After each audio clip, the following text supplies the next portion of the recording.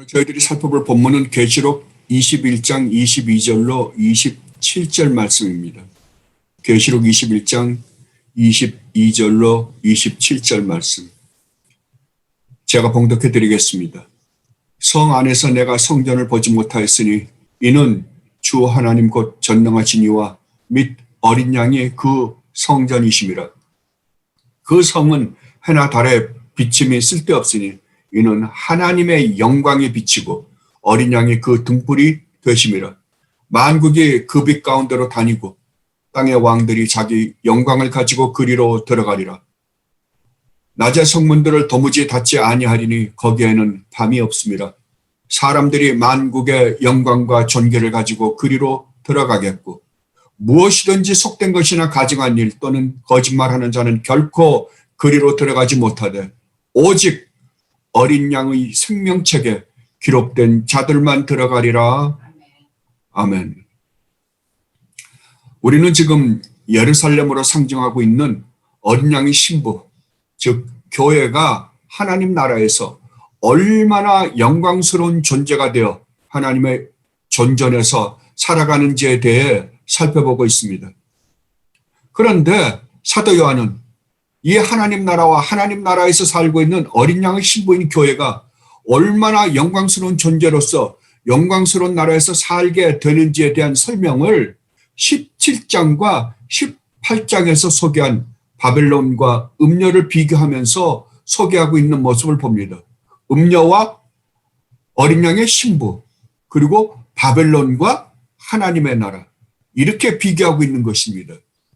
그렇게 해서 정말 음녀와 이 세상, 바벨론으로 상징하고 있는 이 세상과 하나님 나라에서 영광스러운 가운데서 살고 있는 어린 양의 신부, 교회와 정말 그 하나님 나라가 얼마나 아름다운지에 대해서 설명하고 싶어 한 것입니다. 여러분, 우리가 17장과 18장을 통해서 공부한 바벨론과 음녀를 다시 한번 생각해 보십시오. 우리가 아는 것처럼 음녀와 바벨론은 타락한 이 세상 나라들과 이 세상의 모든 사상, 세계관, 가치관을 상징했습니다. 그리고 구원받지 못한 인간들은 사탄의 표를 손과 이마에 받고 타락한 이 세상에서 타락한 세상의 가치관과 세계관과 철학을 쫓아 살고 있습니다. 그렇다면 이들이 이러한 가치관과 세계관과 철학을 가지고 살아가기 때문에 비참한 생활을 했습니까? 아닙니다. 여러분이 이미 보고 있는 것처럼 이들은 놀라운 교육의 결과로 엄청난 과학과 의학 그리고 예술 분야에서 음악이나 미술 등을 얼마나 발전시켰는지 모릅니다. 그리고 이들은 엄청난 경제력 성과까지를 거두었습니다.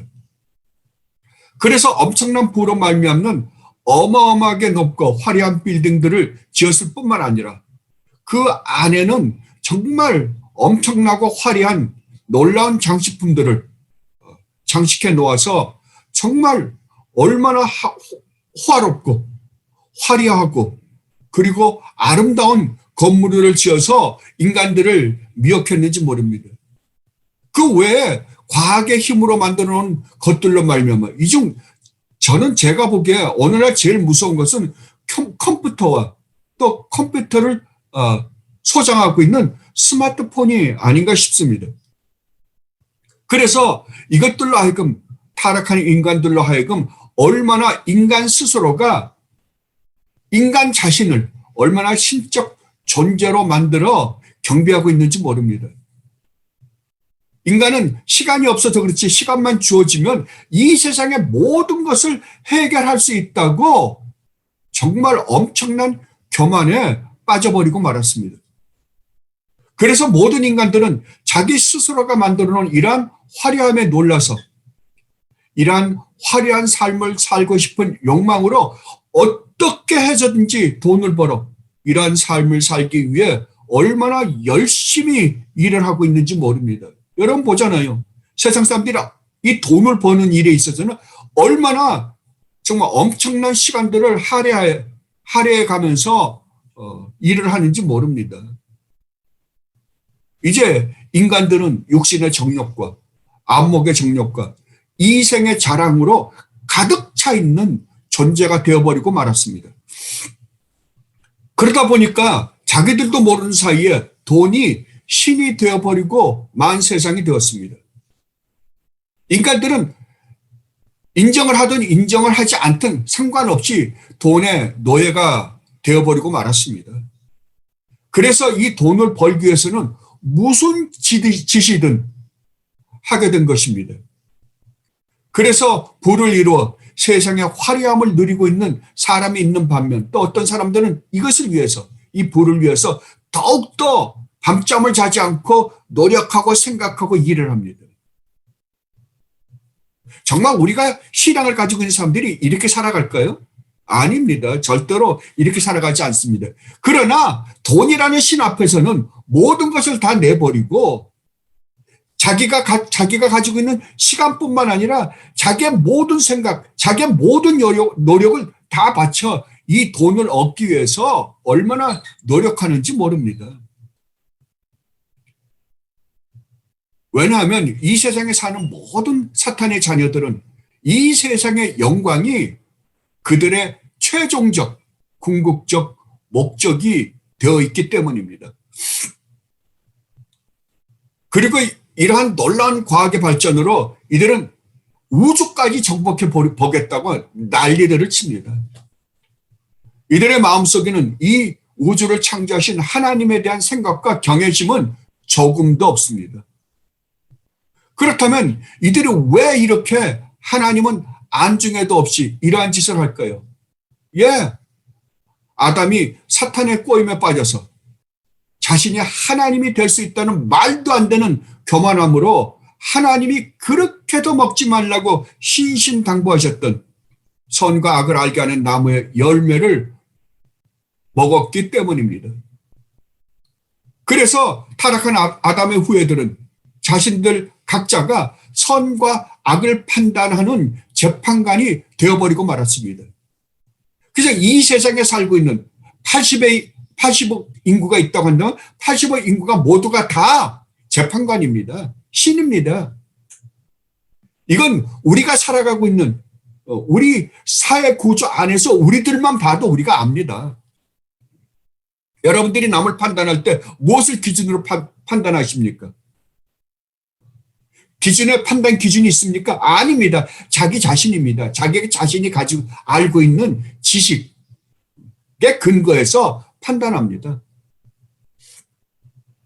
왜냐하면 하나님으로부터 쫓겨난 인간은 그들 자신들이 모든 문제를 해결하며 살아야 하는 존재가 되었기 때문입니다. 그런데 이들의 영광이 얼마나 엄청나며 그러나 이 엄청난 영광이 어떻게 비참하게 끝이 나는지에 대해서 성경은 이렇게 이야기하고 있습니다. 성경도 이 세상의 영광이 얼마나 엄청난지에 대해서 인정을 합니다. 그러니까 사탄이 주님을 시험할 때도 그랬죠. 이 세상의 영광을 보여주고 뭐라고요? 자기에게 절만하면 자기가 이 세상의 모든 영광을 너희가 주겠다고요. 영광입니다. 분명히 영광이에요. 그런데 이 세상의 사람들은 그 영광을 누려보겠다고 사탄이 우리에게 지금 앞에서 보여주고 있는 그것들을 위해서 쫓아가고 있는 모습을 여러분들은 얼마든지 볼 수 있습니다. 그리고 과거에 여러분들도 쫓아갔었고요. 이것을 우리가 이미 살펴본 계시록 17장, 18장에서 이렇게 논증하고 있습니다. 17장 4절에 보면 그 여자에 대해서는 제가 아까 앞에서 말씀드렸습니다. 자줏빛과 붉은빛 옷을 입고 뭐라고요?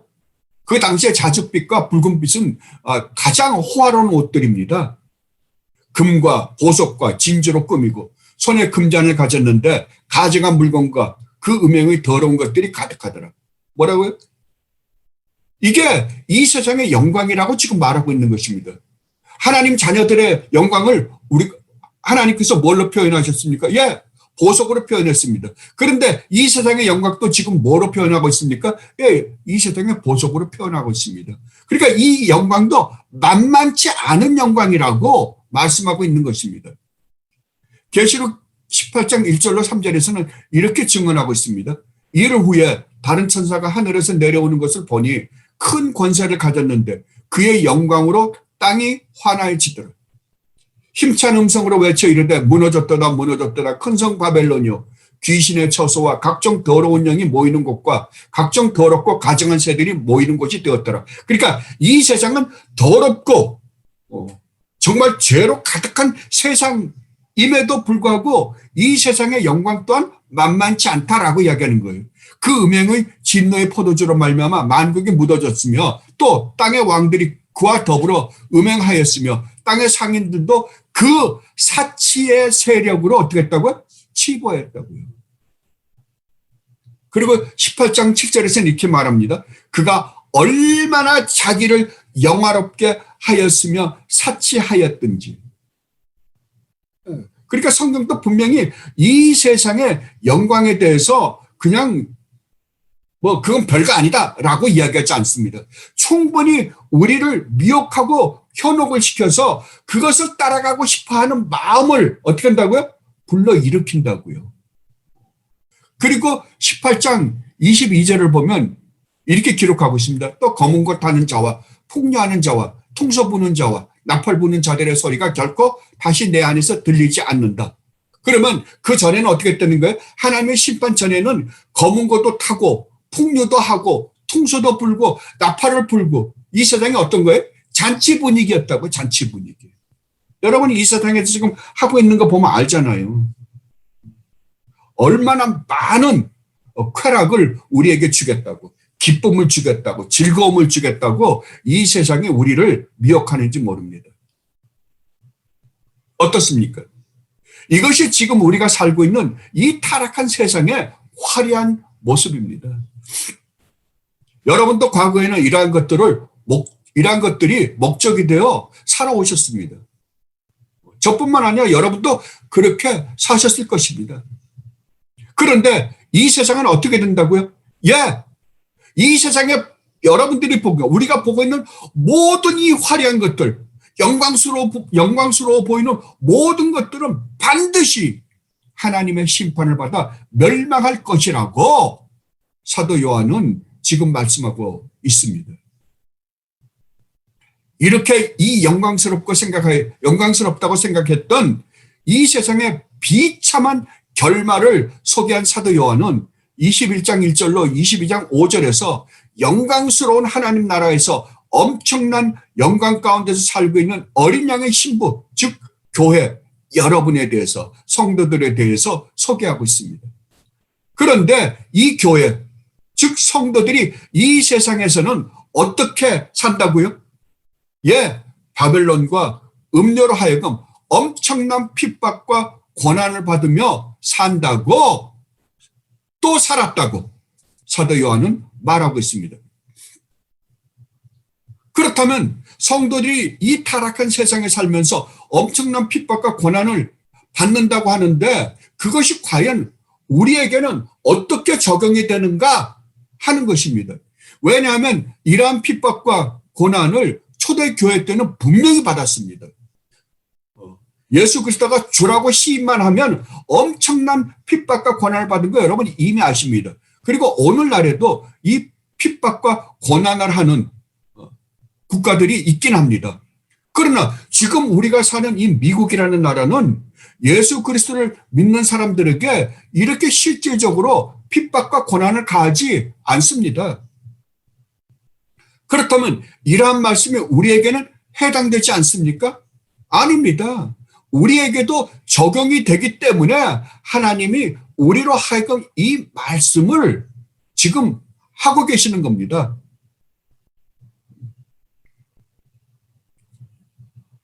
그것은 우리가 진실되게 우리 주님을 믿고 순종하려고 하면 반드시 하나님의 말씀에 걸리는 것들이 수많이 우리 앞에도 부딪히게 되어 있습니다. 그때 우리는 하나님의 말씀을 쫓을 것인가 아니면 세상을 따를 것인가에 대한 기로에 서게 됩니다. 그때 우리가 하나님의 말씀을 쫓게 되면 이런저런 곳을 손해볼 수밖에 없습니다.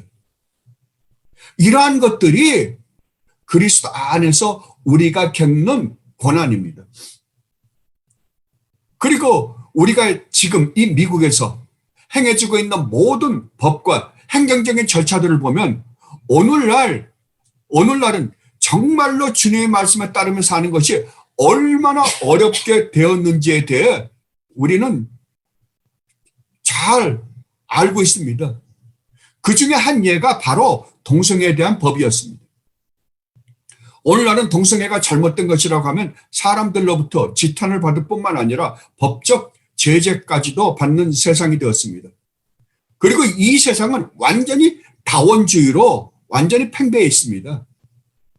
이 다원주의로 말미암아 이 세상 사람들은, 이 세상에 살고 있는 거의 대부분의 사람들은, 주님을 알지 못하는 모든 사람들은 절대적 존재와 절대적 진리를 거부합니다. 절대적 진리와 절대적 존재를 거부하고 나니까 이 세상의 모든 것을 해체시켜버리고 말았습니다. 그래서 어떤 때는 우리가 주님을 믿는다라는 것으로 말미암아 이렇게 잘못된 것에 대해 반대 의견을 내어놓아야 함에도 불구하고 우리는 무서워서, 세상이 무서워서 입을 닫아버리고 맙니다. 또 그 말을 했다가 세상으로부터 불이익을 당할까 봐, 또 법적 제재를 당하지는 않을까 해서 입을 닫아버릴 때가 한두 번이 아닙니다. 하나님 말씀보다도 세상을 더 무서워하는 것이죠. 이런 것들로 말미암아 오늘날 교회는 알게 모르게 얼마나 어려운 일을 당하는지 모릅니다. 얼마 전에 제가 들은 이야기입니다. 어떤 학교 웹사이트에 어떤 학부모가 되실 분이 글을 올렸답니다. 자기 아들이 5살이 되어서 학교에 보내려고 하는데 그 아들을 딸이라고 등록시킬 것이라고 말했답니다. 왜냐하면 이 자식이 분명 외적으로는 아들이지만 딸처럼 행동하기 때문이라는 것이죠. 그런데 자기가 이 아들을 딸이라고 등록을 시켜도 학교에서는 받아줄 것이냐고 물어본 것입니다. 이에 대해 학부모님들과 선생님들이 무엇이라고 대답했는지 아십니까? 예, 아무 문제가 없다고 말했답니다. 등록을 시키라고 말했다고 합니다. 그런데 또 하나의 문제는 이 남자아이가 여자아이로 등록을 하여 여자 행세를 하면 다른 아이들로부터 왕따를 당하면 어떻게 하냐는 것이었습니다. 이것에 대해서는 부모님이나 선생님들이 최선을 다해 도와주기는 하겠지만 아이들과의 관계에서 일어나는 일에 대해서는 장담할 수 없다고 말을 했답니다. 그러나 힘껏 아이들을 이해시켜 보겠다고 말했답니다. 그런데 주님을 믿는 이 사람은 이 글을 보고 거기에 찬성하는 모든 사람들을 향하여 안 된다는 말을 하지 못했다고 합니다. 왜냐하면 만약 그렇게 글을 올렸다가는 이들로 하여금 어떤 몰매를 받을지 모르기 때문이었습니다. 분명 잘못된 처사라는 것은 압니다. 그러나 아무 말도 할 수 없는 것이 현실이었다고, 그것을 느꼈다고 말했습니다. 그리고 자기 아이들이 이 아이를 보고 어떻게 생각하며 학교에 다닐지, 또 아이들의 정신세계에 이런 아이들이 어떤 영향을 끼칠지 걱정이라고 하였습니다. 이제 이 아이는 9월이면 학교에 분명 남자아이면서 여자아이라고 등록을 할 것입니다. 그리고 막상 학교에 가는 순간부터 이 아이는 수많은 어려움을 겪을 것입니다. 첫째는 화장실 가는 문제부터 생기지 않겠습니까? 그리고 그 다음에 이 아이가 다른 아이들과의 관계에서 어떤 부당한 대접을 받을지 아니면 좋은 관계를 가지고 학교에 다닐지 저는 모릅니다. 그러나 더욱 큰 문제는 다른 아이들입니다. 학교에서 이렇게 개방을 해서 받아들이고 나면 여기 이런 풍조 속에서 교육을 받고 이 풍조 속에서 살았던 아이들이 어떤 혼란을 겪겠습니까? 거기서 어떤 교육을 받겠습니까? 성의 혼란, 가치, 남녀의 서로 다름으로 말미암은 질서 등 많은 혼란을 겪게 될 것입니다.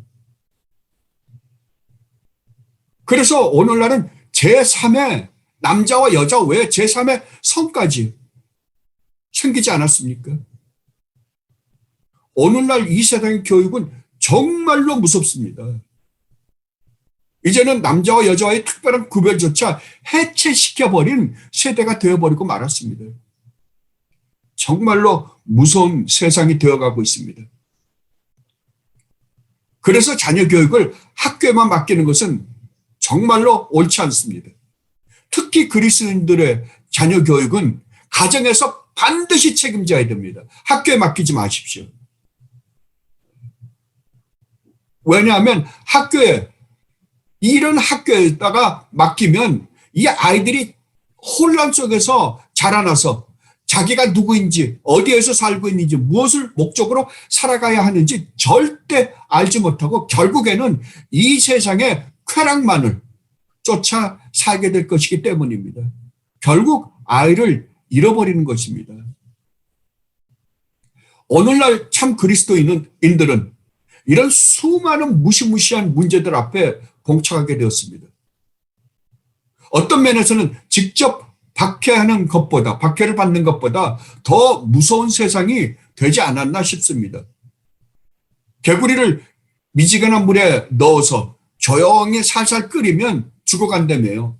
자기가 죽어가는지도 모르고 죽어간다고 사람들이 말을 합니다. 이 세상이 똑같습니다. 이 세상이 인도하는 대로 따라가다 보면 어느 때인가 자신이 죽어있는 자신만 발견하게 될 것입니다. 이제는 정말로 주님을 진실되게 믿고 순종하며 사는 것이 얼마나 어려운 세상이 되어버렸는지 모릅니다. 여러분 이거 분명히 인식하십시오. 예수 믿는 건 만만치 않습니다. 그런데 성경은 무엇이라고 합니까? 이 세상은 이렇게 변해간다 할지라도 너희가 참 성도로서 하나님의 말씀에 절대적으로 순종하며 산다라고 한다면 너희는 하나님의 절대적인 보호 아래에서 완전하게 살 수 있을 것이라고 하나님은 분명히 말씀하십니다. 그래서 참 성도는 이 세상에서 이런저런 수많은 어려운 일을 당하며 살게 되겠지만 결국 하나님의 그 놀라운 보호 속에서 정말 안전하게 이 세상의 모든 유혹 속에서도 승리하며 이길 수 있다고 성경은 말씀하고 있습니다. 그런데 그 고난이 어디에까지 온다고요? 예, 계시록 17장 18장 마지막 이 세상에 하나님의 심판을 받아 멸망할 때까지 이 세상은 성도들과 적이 되어서 성도들을 끝까지 핍박하고 고난 가운데 처하게 되게 할 것이다 라고 말하고 있습니다. 그 계시록 17장 18장을 보면요. 계시록 17장 6절에서 이렇게 말합니다. 또 내가 보면 이 여자가 세상이요 성도들의 피와 예수의 증언들의 피에 취한다고요. 이게 세상입니다. 그리고 18장 20절에서는 이렇게 말합니다. 하늘의 성도들과 사도들과 선지자들이 그로 말미암아 즐거워하라. 왜냐하면 하나님이 너희를 위하여 그에게 심판을 행하셨기 때문이다. 왜 심판을 행해요? 왜냐하면 성도들이 이 세상에 살면서 그들로부터 이런저런 박해와 핍박을 받았기 때문입니다. 그리고 18장 24절에서는 이렇게 증언하고 있습니다. 선지자들과 성도들과 및 땅 위에 죽임을 당한 모든 자의 피가 어디에요? 그 성 중에서 발견되었느니라. 그 성이 어디예요? 예루살렘입니다. 세상입니다. 이것이 오늘날 세상입니다. 여러분 이것을 인식하고 여러분 이 세상을 살아가십시오.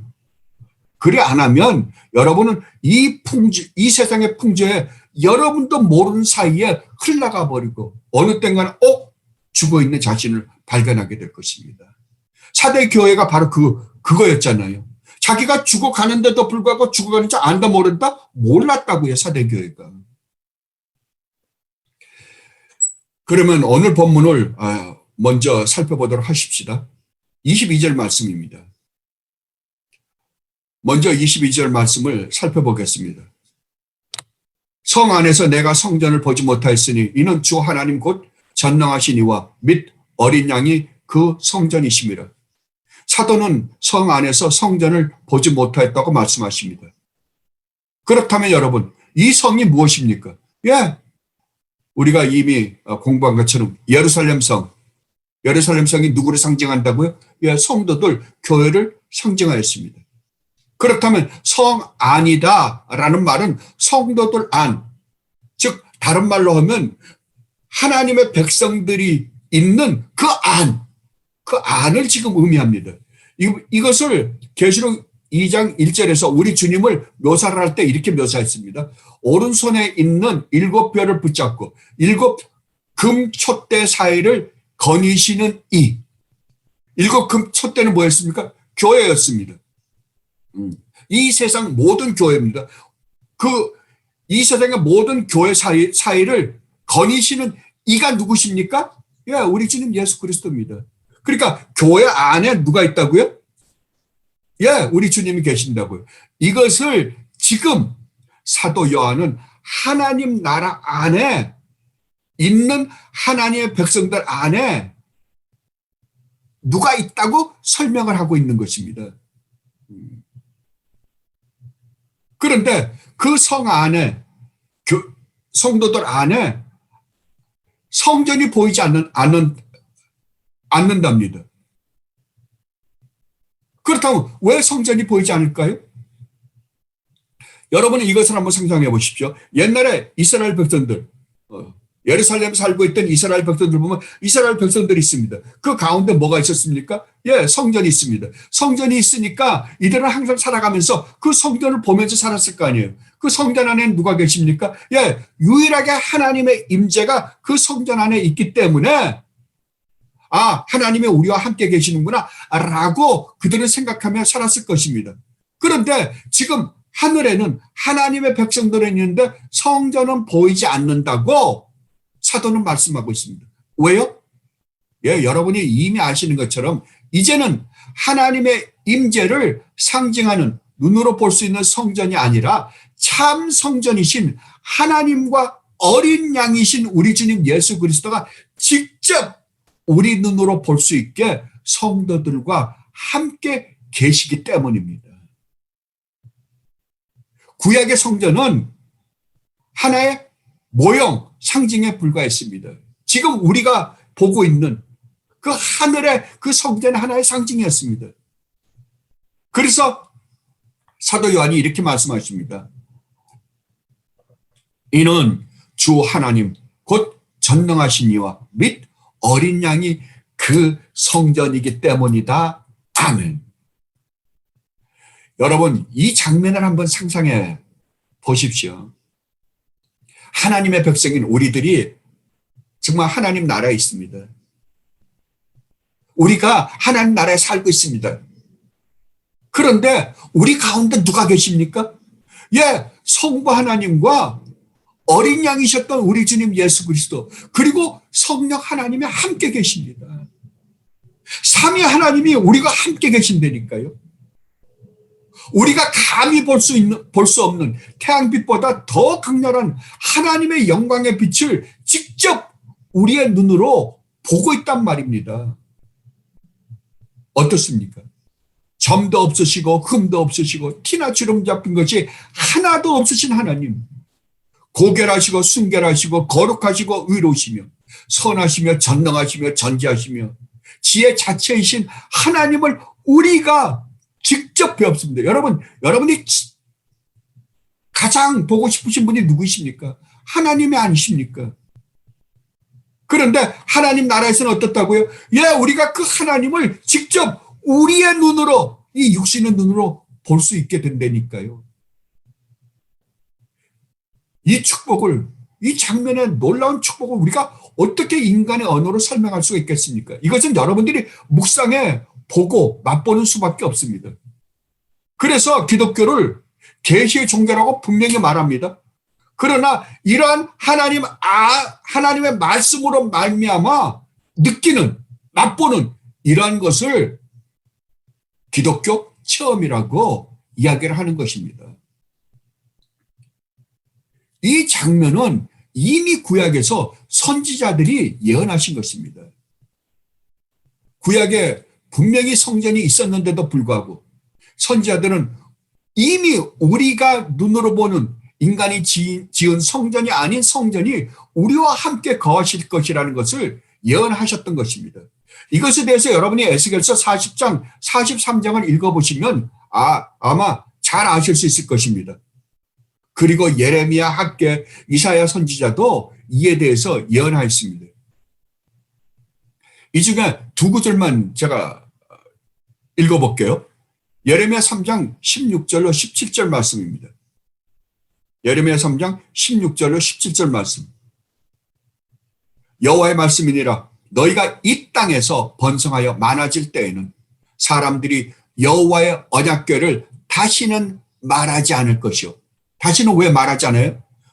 언약궤에 피를 뿌림으로 말하면 죄를 용서를 받는데 왜 다시는 이야기하지 않습니까? 왜냐하면 언약궤 자체이신 하나님이 우리와 함께 계실 것이기 때문입니다. 언약궤를 다시는 말하지 아니할 것이요, 생각하지도 아니할 것이요, 기억하지도 아니할 것이요, 찾지도 아니할 것이요, 다시는 만들지도 않을 거랍니다. 왜요?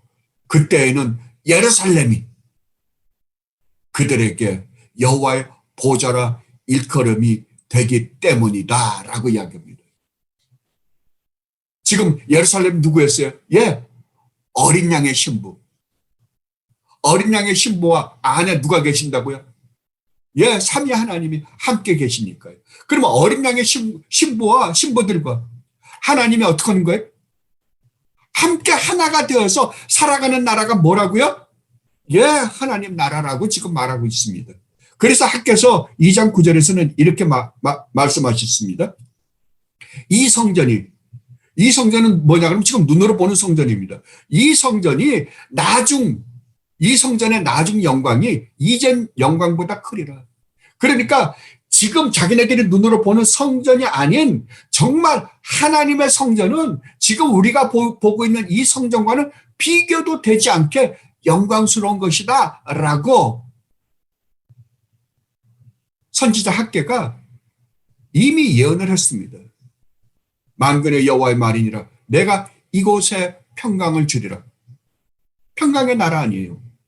만군의 여호와의 말이니라. 아멘.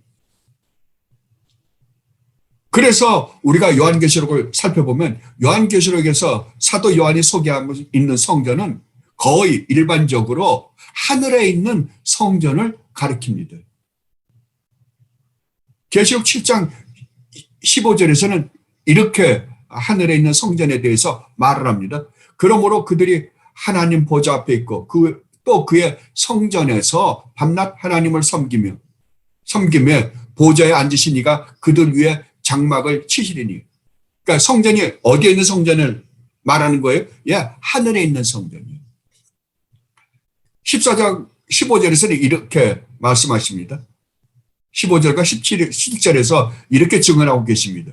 또 다른 천사가 성전으로부터 나와 구름 위에 앉은 이를 향하여 큰 음성으로 외쳐 이르되 당신의 낯을 휘둘러 거스소서 땅의 곡식이 다 먹어 거둘 때가 이르렀음이니이다 하니 또 다른 천사가 하늘에 있는 성전에서 나오는데 역시 예리한 낯을 가졌더라. 이와 같이 요한계시록에서 성전이라는 단어는 거의 대부분이 하나님의 보좌, 즉 하나님을 상징하는 언어로 사용하고 있는 것을 봅니다. 그런데 재미있게도 계시록 11장 1절로 2절에서는 그렇지 않습니다. 이 구절을 보면 여기서 성전이 등장하는데 이 땅에 있는 성전으로 그려지고 있는 모습을 우리는 발견할 수 있습니다. 그때 하나님이 이 땅에 있는 성전을 측량하려고 말을 합니다. 근데 성전을 측량하는데 성전과 제단과 그 안은 측량하되 성전 바깥마당은 측량하지 말라고 말씀하십니다.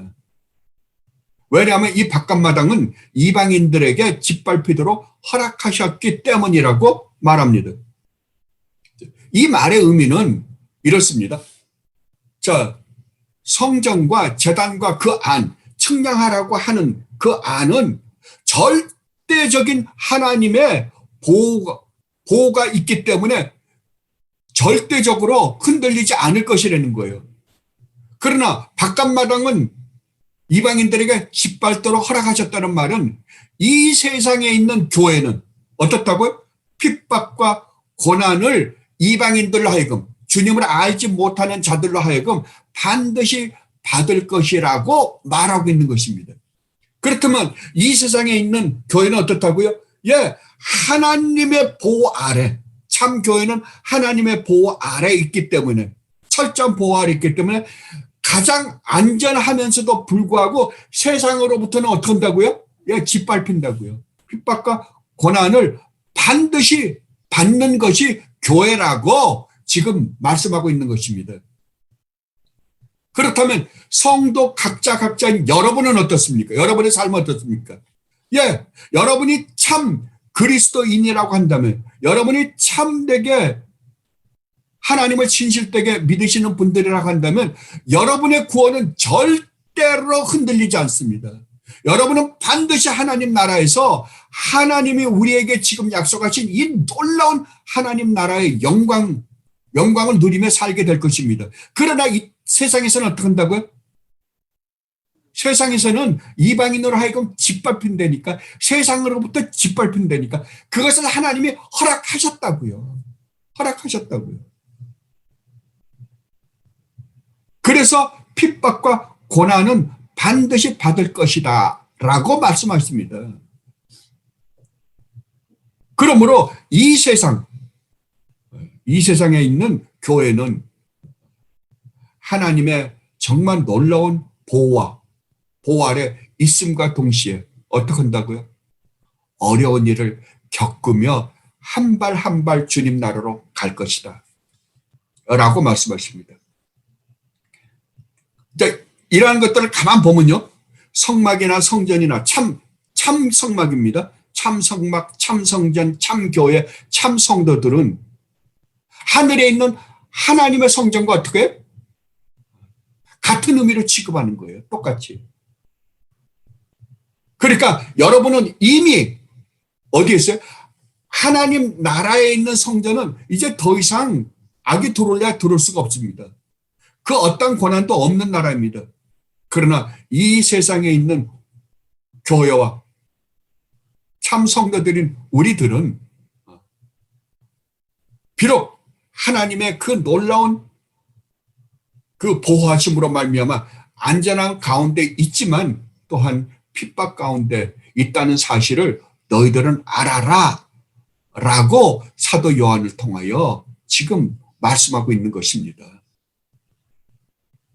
그리고 23절에서 이렇게 말씀하십니다.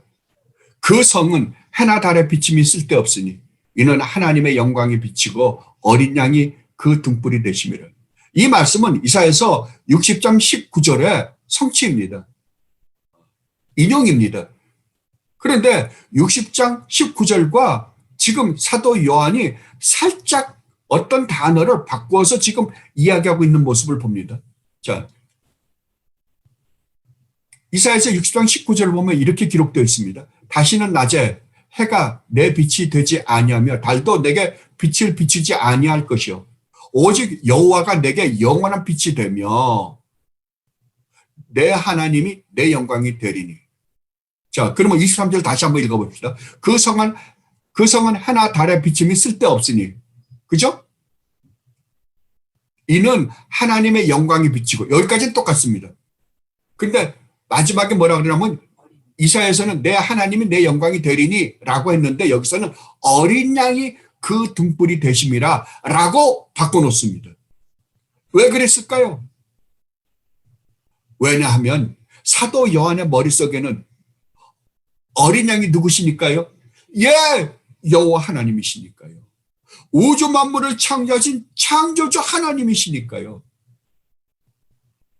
그래서 여기서 사도 요한은 우리 주님 예수 그리스도가 여호와 하나님이심을 말씀해 주기 위해서 하나님이라는 단어를 바꿔서 어린 양으로 바꿔버린 것입니다. 그러니까 우리 주님 예수 그리스도는 단순히 우리를 구원하러 오신 한 인간이 아니라, 죄가 하나도 없는 한 인간이 아니라 하나님이시다 라고 지금 사도 요한은 우리에게 말씀하고 있는 것입니다. 그래서 사도 요한이 요한복음을 쓰실 때도 그랬잖아요. 요한복음 첫 번째 1장 1절에서부터 쓸 때 뭐라고 씁니까? 태초에서부터 말씀이 계셨다. 이 말씀은 하나님과 함께 계셨는데 이 말씀 또한 뭐다? 하나님이다 라고 전제를 해놓고 요한복음을 풀어나가고 있는 모습을 우리는 발견합니다. 그런데 여기에서 다시는 낮의 해가 내 빛이 되지 아니하며 달도 내게 빛을 비추지 않을 것이요 라고 말씀하십니다. 그렇다면 실제로 이 하나님 나라에는 해나 달이나 별이 없을까요? 아닙니다. 있습니다. 그리고 해, 달, 별들이 낮과 밤에 빛을 비출 것입니다. 이것은 새하늘과 새 땅이 오늘날 우리가 살고 있는 이 우주의 갱신이기 때문입니다. 그렇다면 이 23절에서 사도 요한이 말씀하고자 하는 진정한 의미는 무엇일까요? 예, 이 말씀은 성도에게 비추이는 영광은 오직 하나님의 영광이다 라는 것을 우리에게 말씀해 주고 싶으셨던 것입니다. 하나님의 영광은 거룩한 성도들을 눈부시게 만들기에 충분하다는 의미입니다. 또 다른 말로 하면 성도는 하나님으로부터 영광을 받고 또 하나님의 영광을 반사하는 영광을 가지고 있는 존재다라고 지금 말씀하고 있는 것입니다. 그래서 사도 요한은 24절, 26절에서 이렇게 말씀하셨던 것입니다. 만국이 그 빛 가운데로 다니고 땅의 왕들이 자기 영광을 가지고, 여기서 자기 영광은 누구 영광이에요? 예, 하나님의 영광을 받은 영광이에요. 그러니까 하나님의 영광을 받아 영광스럽게 되었고 또 그 영광을 반사하는 자가 누구다? 예, 성도다라고 지금 말하고 있습니다. 그래서 그걸 가지고 어디로 들어가요? 하나님 나라에 들어갑니다. 그러니까 낮에 하나님 나라는 성문들을 도무지 닫지 아니하리니 거기에는 뭐가 없다? 밤이 없다. 사람들이 만국의 영광과 존귀를 가지고 그리로 들어가리라. 그러니까 성도들은 정말 하나님 나라에서 하나님의 영광과 존귀함을 덧입어서 우리가 영광과 존귀한 자들이 된다라고 지금 사도 요한은 증언하고 있는 것입니다. 이것도 이미 이사야서 6장 3절, 5절, 10절에서 이미 인용한 것입니다. 여기서 우리가 두 가지만 살펴보도록 합시다. 첫째는 왜냐하면 하나님의 성도들의 영광에 대해서, 하나님의 영광을 받은 성도들의 영광에 대해서는 우리가 이미 9절로 21절을 살펴볼 때 살펴보았기 때문입니다. 여기서 우리가 두 가지 구절에 조금 포커스를 맞춰서 생각해 보면 첫 번째는 만국이 그 빛 가운데로 다닌다라고 말씀하는 부분입니다.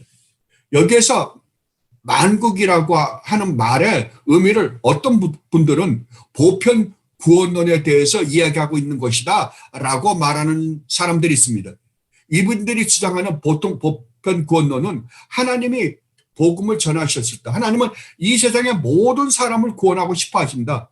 그런데 믿는 자는 구원받고 믿지 않는 자는 구원을 받지 않는다라는 것을 증거하는 구절 중에 하나가 이 구절이다라고 말씀하시는 분들이 있습니다. 그러나 여기에서 말하는 이 만국이 그 빛 가운데 다닌다라는 말은 그런 의미가 아닙니다. 여기서 말씀하시는 사도 요한의 말씀의 의미는 하나님 나라의 백성의 구성 요소는 이제 유대인뿐만 아니라 이 세상의 모든 민족으로부터 구원받은 자들이다라는 의미로 이 말씀을 사용하신 것입니다. 그리고 두 번째는 거기에는 뭐가 없다? 밤이 없다고요. 이 말씀의 의미는 하나님이 다스리는 이 하나님 나라에는 뭐가 없다? 전혀 악이 존재하지 않을 뿐만 아니라 악이 들어올래야 들어올 수도 없는 곳이다라는 의미입니다. 그러니까 죄가 있을 수가 없죠. 죄가 없는, 하나도 없는, 온전히 거룩하시고 의로우시고 선하신 하나님이 다스리는 그 나라에 죄가 하나도 없을 뿐만 아니라 에덴 동산처럼 처음에 창조되었던 에덴 동산처럼 죄가 하나도 없을 뿐만 아니라 우리 인간조차도 어떻게 한다고요? 죄가 하나도 없는 온전히 영광스러운 존재가 되어서 거기서 산다. 아니 죄가 없을 뿐만 아니라 우리 인간도 어떻게 한다고요? 죄를 지을래야 지을 수 없는 온전히 영광스러운 온전히 하나님과 같이 거룩하고 의롭고 선하고 고결하고 존귀한 자가 되어서 거기에서 살게 될 것이다 라는 말의 의미가 뭐라고요? 거기에는 답이 없다 라는 말입니다. 그래서 여러분이 계시록 22장 1절로 5절을 보면 선과 악을 알게 하는 나무가 그곳에는 없습니다. 그곳에는 오직 뭐만 있는 줄 아십니까? 생명나무만 있습니다. 이것이 에덴 동산과 하나님 나라와 다른 점입니다. 그러니까 에덴 동산은 선과 악을 알게 하는 나무가 있다 하더라도 있기 때문에 거기는 비록 죄가 없지만 죄를 지을 수 있는 곳이었습니다. 그러나 하나님 나라는 어떻다고요? 더 이상 죄를 지을래 지을 수가 없어요. 왜요? 왜냐하면 선과 악을 알게 하는 나무가 없고 오직 생명나무만 존재하기 때문입니다. 여러분, 저는 정말로 이 의미에 대해서, 이 놀라운 하나님의 말씀의 의미에 대해서 이것이 얼마나 엄청난 축복인지를 여러분들이 깨달아 알았으면 정말로 좋겠습니다. 이것을 여러분이 묵상하고 또 묵상해서 정말 이 의미가 여러분이 되었으면 하는 마음입니다. 그리고 난 다음은 사도 요한은 27절에서 이렇게 말씀하십니다. 이 나라는, 이 하나님 나라는 무엇이든지 속된 것이나 가증한 일 또는 거짓말하는 자는 결코 그리로 들어가지 못하되 오직 어린 양의 생명체에 기록된 자들만 들어가리라. 아멘. 맞죠? 이 거룩한 하나님 나라에 어떻게 속된 것이 들어갈 수 있겠습니까? 가증한 것, 거짓말하는 자는 결코 들어가지 못할 것입니다. 그래서 율법에 분명히 말씀하셨습니다. 하나님께서 율법을 지켜라, 그러면 살 것이라고요. 그러면 이 나라에 들어갈 수 있는 존재는 어떤 존재들이 들어갑니까? 예, 이 세상에서 온전히 태어나면서부터 죽을 때까지 하나님 말씀을 온전히 지키며 하나님께 전적으로 순종한 사람들만 들어갈 것입니다. 그렇다면 이러한 존재가 이 세상에 있습니까? 인간들 중에 이러한 사람이 있습니까? 없습니다. 아무도 없습니다. 이것에 대해서 사도 바울이 로마서 3장 9절로 13절에서 아주 강하게 선포하고 말았습니다. 그러면 어떠하냐? 우리가 나으냐? 결코 아니라 유대인이나 헬라인이나 다 죄 아래에 있다고 우리가 이미 선언하였느니라. 기록된 바 의인은 없나되 하나도 없으며 깨닫는 자도 없고 하나님을 찾는 자도 없고 다 치우쳐 함께 무익하게 되고 선을 행하는 자는 없나니 하나도 없답니다. 그리고 우리들이 얼마나 더럽고 추하고 지저분하고 사악하고 음란한 자인지를 이렇게 설명하십니다. 우리 하나하나 우리의 구속 요소를 지적하면서 사도 바울이 하는 말씀을 들어보십시오. 너희들의 목구멍은 열린 무덤이요, 너희들의 혀로는 속임을 일삼으며 너희들의 입술에는 독사의 독이 있고 너희들의 입에는 저주와 악독이 가득하고 너희들의 발은 피 흘리는데 빠른지라 파멸과 고생이 그 길에 있어 평강의 길을 알지 못하였고 너희들의 눈앞에 하나님을 두려워함이 없느니라 함과 같으니라. 아멘. 이게 현재 우리의 모습이라고 사도 바울은 선포하고 있습니다. 그렇다면 이 세상에 사는 이러한 인간들 중에 하나님 나라에, 그 거룩한 하나님 나라에 들어갈 수 있는 존재가 있다고요? 없답니다. 그런데 사도 요한이 있다고 말씀하십니다. 그럼 누가 들어갑니까? 참 재밌습니다. 그러한 죄인이 못 들어간다면 죄를 짓지 않은 자가 들어가야 된다라고 이야기했는데 그렇게 설명하고 있지 않습니다. 뭐라고요? 오직 어린 양의 생명책에 기록된 자들만 들어가리라. 아멘. 여러분, 얼마나 놀라운 선포입니까? 여러분들이 로마서를 읽어가다 보면 로마서 3장 20절까지 우리가 얼마나 절망적인 상태에 빠지는지 모릅니다. 절망을 느낄 수밖에 없습니다. 그런데 3장 21절에 뭐라 그럽니까? 그러나 이제는 그래 놓고 놀라운 선포를 하고 있는 모습을 봅니다. 똑같습니다. 그 나라는, 그 거룩한 나라는 죄인은 절대로 들어갈 수 없는 나라다. 그러나 그 나라에 들어가는 자들이 있다. 누구냐? 어린 양의 생명책에 이름이 기록되어 있는 자들만 들어간다. 자들은 들어갈 것이다 라고 분명히 말씀하십니다. 이 세상에서 하나님 나라의 자력으로 들어갈 수 있는 인간은 아무도 없습니다. 그러나 그 나라에 들어가는 자들이 있답니다. 누구입니까? 창세전에 그리스도 안에서 하나님의 생명책에 이름이 기록된 자들입니다. 그렇다면 창세전에 누가 하나님의 생명책에 이름이 기록될 수 있습니까? 하나님이 나중에 우리가 예수님을 믿으라고 했을 때 어떤 사람들이 이 말씀에 순종해서 믿을 것을 하나님이 미리 아셔서 하나님이 이들의 이름을 생명책에 기록해 놓으셨을까요? 아닙니다. 이렇게 말하는 사람들이 종종 있습니다. 이렇게 가르치는 사람들이 오늘날 얼마나 많은지 모릅니다. 그러나 절대로 그렇지 않습니다. 그렇다면 어떻게 하나님의 생명책에 우리의 이름이 기록될 수가 있습니까? 이것에 대해 사도 바울이 에베소서 1장 3절로 7절에서 이렇게 증언하고 있습니다. 찬송하리로다. 하나님 곧 우리 주 예수 그리스도의 아버지께서 그리스도 안에서 하늘에 속한 모든 신령한 복을 우리에게 주시되 곧 언제? 창세전에 그리스도 안에서 우리를 택하사 우리로 사랑 안에서 그 앞에 거룩하고 흠이 없게 하시려고 그 기쁘신 뜻대로 우리를 예정하사 예수 그리스도로 말미암아 자기의 아들들이 되게 하셨으니 이는 그가 사랑하시는 자 안에서 우리에게 거저 주시는 바 그의 은혜의 영광을 찬송하게 하려는 것이라. 우리는 그리스도 안에서 그의 은혜의 풍성함을 따라 그의 피로 말미암아 속량 곧 죄사함을 받았느니라. 아멘. 바로 이것입니다. 우리의 이 놀라운 구원을 누가 시작하셨다고요? 하나님이 시작하셨다고요. 하나님께서 창세전에 자신의 뜻에 의해서 어떤 자들을 사랑하기로 마음먹으셨답니다. 그리고 이들을 자신의 생명책에 기록해 놓으셨습니다. 기록하신 분이 누구예요? 하나님이십니다. 우리가 하나님이 기록할 만한 어떤 짓을 해서요? 아니에요. 아무것도 보지 않고 하나님은 이 세상에 태어날 사람 중에 하나님 다 아실 거 아니에요. 태어난 사람 중에 당신이 사랑하고 싶어하는 사람들을 당신의 생명책에 그냥 기록해 놓으셨답니다.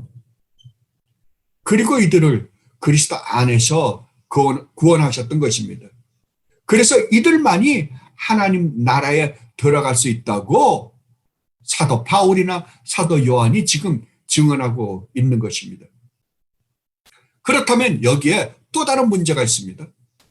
이 하나님의 생명책에 우리의 이름이 기록되었다는 사실을 우리가 어떻게 알 수 있는가 하는 것입니다. 이것에 대해서 성경은 우리가 우리 주님이 이 땅에 오셔서 하신 일을 진심으로 믿고 또 주님을 진심으로 사랑하는 사람은 바로 이 생명책에 이름이 기록되어 있는 사람들이다라고 말씀하십니다. 왜냐하면 하나님께서 창세전에 이름을 기록하신 자들에게는 주님이 우리를 구원하신 사실을 알게 해주시기 위해서 성령 하나님을 보내셔서 죽었던 영혼을 살리시고 그에게 복음을 듣고 깨닫게 하시고 믿게 하심으로 하나님의 구원을 이루시기 때문입니다. 이것에 대해 사도 바울은 아까 우리가 살펴봤던 에베소서 1장 7절 말씀 다음 말씀인 8절로 14절 말씀에서 이렇게 확실하게 증언해 주고 있습니다. 이는 그가 모든 지혜와 총명을 우리에게 넘치게 하사 그 뜻의 비밀을 우리에게 알리신 것이요 그의 기뻐하심을 따라 그리스도 안에서 때가 찬 경륜을 위하여 예정하신 것이니 하늘에 있는 것이나 땅에 있는 것이 다 그리스도 안에서 통일되게 하려 하심이라. 모든 일을 그의 뜻의 결정대로 일하시는 이의 계획을 따라 우리가 예정을 입어 그 안에서 기업이 되었으니 하나님의 자녀가 되었단 말이에요. 하나님의 나라를 유업으로 얻을 자가 되었다. 그런데 어떻게 되었느냐? 그것을 하나님이 어떻게 이루셨느냐? 그것은 우리가 그리스도 안에서 전부터 바랐던 그의 영광에 찬송이 되게 하려 하십니다. 그 안에서 예수 그리스도 안에서 너희도 진리의 말씀 곧 너희의 구원의 복음을 듣고 그 안에서 또한 믿어 약속의 성령으로 인침을 받았으니 이는 우리 기업의 보증이 되사 그 얻으신 것을 성량하시고 그의 영광을 찬송하게 하려 하심이라. 아멘. 어떻게 우리가 믿게 되었다고요? 어떻게 우리가 믿어 구원받게 되었다고? 예, 성령 하나님을 보내서 허물과 죄로 죽었던 우리를 살리시고 그러므로 말미암아 하나님의 복음을 듣게 하시고 그렇게 해서 우리를 알고 회개케 하시고 믿음을 고백케 하셔서 하나님이 우리를 구원하시고자 하시는 그 구원을 뭘로 이루셨다? 믿음으로 이루셨다라고 이야기합니다. 이 놀라운 축복을 받은 사람이 누굽니까? 예! 온전히 주님 앞에 우리의 죄를 회개하고 우리가 온전히 믿음을 고백한 여러분과 저입니다.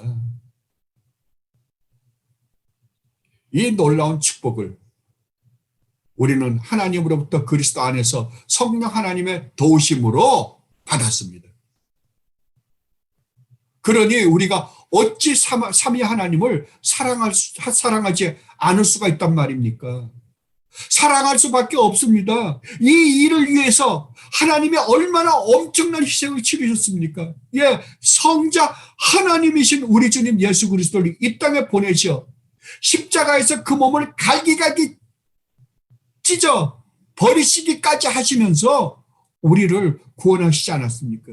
이 모든 사실을 알고 있는 우리가 이 세상이 지금 어떤 세상이라는 것을 분명히 아는데도 불구하고 이 세상과 이 세상의 것을 사랑하며 살 수 있겠습니까? 없습니다. 절대로 없습니다.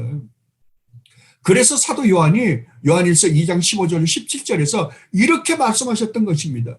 이 세상이나 세상에 있는 것들을 어떻게 하라고요? 사랑하지 말라고요. 사랑하지 말라. 누구든지 세상을 사랑하면 아버지의 사랑이 그 안에 있지 아니하니 이는 세상에 있는 모든 것이 어디서부터 나온 거다?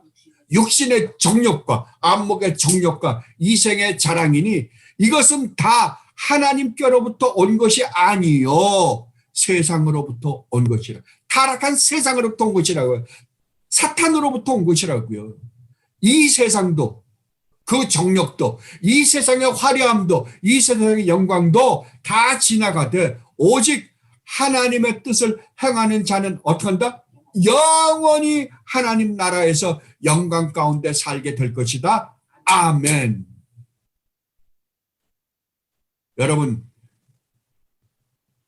여러분이 얼마나 엄청난 은혜로 주님 안에서 이 놀라운 하나님 나라의 축복을 받으신 분들인지 아십니까? 만약 여러분들이 이 놀라운 축복을 받으신 분들이라고 확신하며 믿는다고 한다면 여러분은 이제 이 세상에서 어떻게 무엇을 위하여 살아야 한다고 생각하십니까? 예, 여러분이 이 말씀을 듣고 지금 생각하신 대로 사십시오. 그러면 비록 이 세상에서는 이런저런 어려운 일들을 당할 것이지만 반드시 하나님 나라를 유업으로 받아 영원히 하나님의 영광 안에서 영광스러운 삶을 살게 될 것입니다. 이 축복을 누리는 그리고 또 누리며 사는 여러분이 되시기를 진심으로 바랍니다. 기도하겠습니다. 아버지, 저희들은 주님의 이 놀라운 은혜와 사랑을 안다라고 하면서도 정말 이 세상에 흔드는 그 화려함으로 말미암아, 그 빛으로 말미암아, 그 빛에 현혹되어서 나도 저것을 가졌으면, 저것을 가지고 세상에서 육신의 정욕과 안목의 정욕과 이생의 자랑을 해가면서 살면 얼마나 좋을까라는 생각을 할 때가 한두 번이 아닙니다. 주님, 이 시간 용서하여 주시옵소서. 오늘도 주님은 저희들을 이렇게 불러 모아 주셔서 이렇게 확실하게, 자세하게, 소상하게 우리가 이 세상에서 어떻게 살아야 되며 우리가 하나님 나라에서 누리게 될 그 영광이 얼마나 놀라운지에 대해서 이렇게까지 말씀해 주셨습니다.